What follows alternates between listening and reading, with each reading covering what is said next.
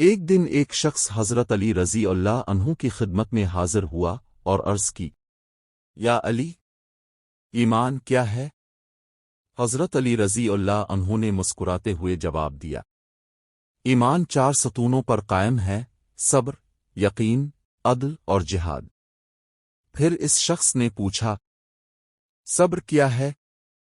حضرت علی رضی اللہ عنہ نے فرمایا، صبر 4 حصوں پر مشتمل ہے: مشتاق ہونا، ڈرنا، زہد کرنا اور انتظار کرنا۔ مشتاق ہونے والا جنت کی نعمتوں کی خواہش رکھتا ہے، ڈرنے والا جہنم کی آگ سے ڈرتا ہے، زاہد دنیا کی زیب و زینت سے دل نہیں لگاتا، اور انتظار کرنے والا ہمیشہ موت کو یاد کرتا ہے۔ پھر اس شخص نے پوچھا، یقین کیا ہے؟ حضرت علی رضی اللہ عنہ نے فرمایا، یقین 4 چیزوں پر قائم ہے: دل کی روشنی، حقیقت کو دیکھنا، نصیحت سے سبق لینا اور پہلی قوموں کے حالات سے عبرت حاصل کرنا۔ اس شخص نے پھر عرض کیا، عدل کیا ہے؟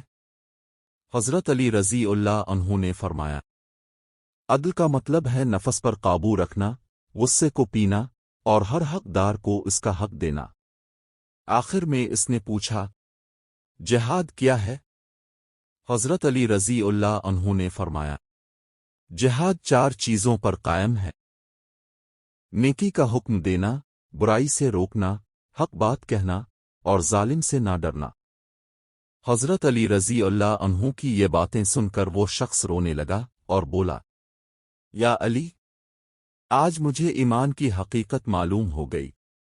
اللہ ہمیں صبر، یقین، عدل اور جہاد کی توفیق عطا فرمائے۔ ایمان صرف زبان سے کہنے کا نام نہیں، بلکہ دل سے ماننے، عمل کرنے اور حق بات پر قائم رہنے کا نام ہے۔